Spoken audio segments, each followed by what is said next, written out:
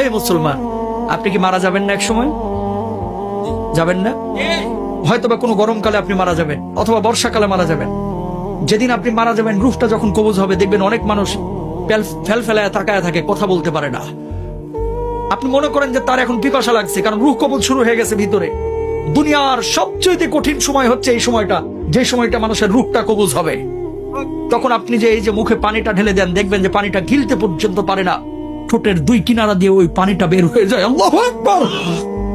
ঠিক ওই সময়টা আপনার স্ত্রী আপনার দিকে তাকিয়ে থাকে, আপনার ছেলে আপনার দিকে তাকিয়ে থাকে, আপনার মেয়ে আপনার দিকে তাকিয়ে থাকে, আপনিও কিন্তু তাদের দিকে তাকিয়ে থাকেন। অনেক কিছু বলতে চান কিন্তু বলতে পারেন না, কারণ আপনার ভিতরে যে জ্বালা তৈরি হয়েছে, এই চাঁদ আপনি ছাড়া আর কেউ বুঝতে পারে না, ঠিক কিনা?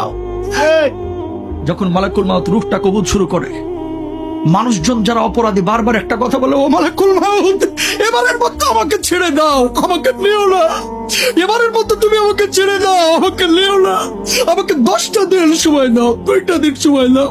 এই অবস্থায় আমি কবরে গেলে আমি জাহান্নামী হব, আমাকে মাফ করে দাও, আমার রূহটা এখন কবজ করো না। কিন্তু আমার আল্লাহ রাব্বুল আলামিন কি বলছেন?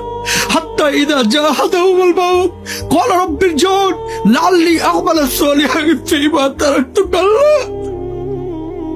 আমার আল্লাহ রাব্বুল আলামিন বলছেন, এই দুনিয়ার মানুষ, তোর কি আমি 60 বছরের জীবন দেই নাই? তোর কি আমি 40 বছরের জীবন দেই নাই? তুই কেন তখন বুঝলি না? কেন সৎ কাজ করলি না? কেন তওবা করলি না? ও মুসলমান, এই রূহ কবজের সময় কষ্ট যন্ত্রণা আপনার আমার হবে না, এই গ্যারান্টি আপনারা দিয়েছে কে? যন্ত্রণা, আল্লাহর নবীর যখন রূহটা কবজ করা হচ্ছে, নবীজির কপালটা বারবার ঘেমে যাচ্ছে।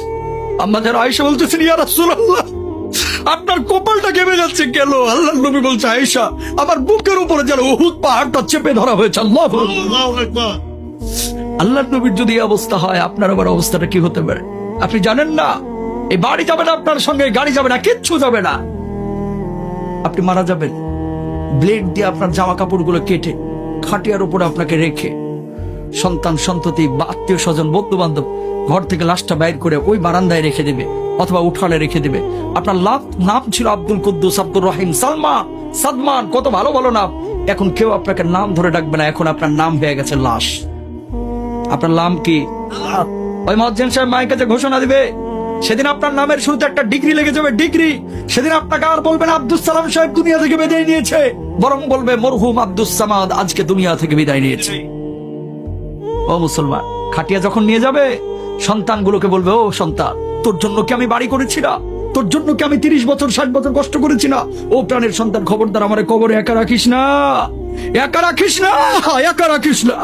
ওই সন্তানগুলো কবরের মধ্যে নামবে, বাবাকে যখন শুইয়ে দিবে, সন্তানগুলো একজন করে যখন উঠে যাবে, বাবা বলবে, ও সন্তান, তোর জন্য আমার জীবনের 30টা বছর শেষ করে দিয়েছি, ও সন্তান প্লিজ আমার একা রেখে যাস না, আমি থাকতে পারবো না, আমি থাকতে পারবো না। একজন করে উঠে যাবে। বাঁশগুলো যখন কবরের উপরে দেওয়া হবে, আপনি আকাশের দিকে তাকিয়ে থাকবেন কিন্তু কথা বলতে পারবেন না। বুক ফাটা আর্তনাদ, কলিজা ফাটা কান্না। সেদিন আপনি কাঁদবেন কিন্তু কেউ শুনবে না। সন্তান একজন করে উঠে যাবে।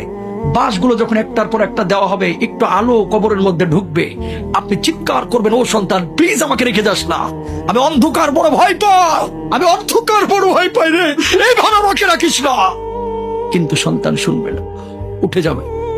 এই যে বাঁশগুলো যখন পুরোটাই দিয়ে দিল, একটু আলো ঢুকতেছিল, এখন আলোটাও নাই।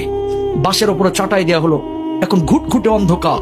পাশ দিয়ে যদি একটা সাপও হেঁটে যায়, আপনি টের পাবেন না, এমন অন্ধকার। মানুষ যখন মাটিগুলো দিবে, ধিকধাপ আওয়াজ হবে, মাটি দেওয়া হয়ে যাবে, মানুষ চলে যাবে।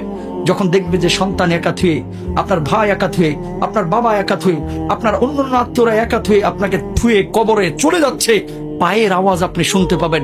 সেই সময়ের বুক ফাটা আর্তনাদ, কলিজা ফাটা কান্না যদি দুনিয়ার কোনো মানুষ শুনতে পাইতো, সঙ্গে সঙ্গে দুনিয়া থেকে বিদায় নিত। আল্লাহু আকবার। মানুষ দুনিয়া ধরতো না, তাহলে পাগল হয়ে যাইতো। হাজার ওয়াজ দরকার নাই মুসলমান, এরকম দুই একটা জিনিস একটু মেনে নেন, জীবন পরিবর্তন হয়ে যাবে, ঠিক কিনা?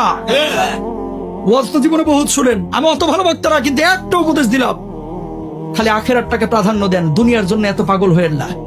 মেনে নিলাম আপনি রাষ্ট্রপতি হয়েছেন, আপনি প্রেসিডেন্ট হয়েছেন, বাংলাদেশের জনক হয়েছেন, বাংলাদেশের মালিক আপনি হয়েছেন, আল্লাহরে আপনি পান নাই, কোনো লাভ আছে? কথা কয় না।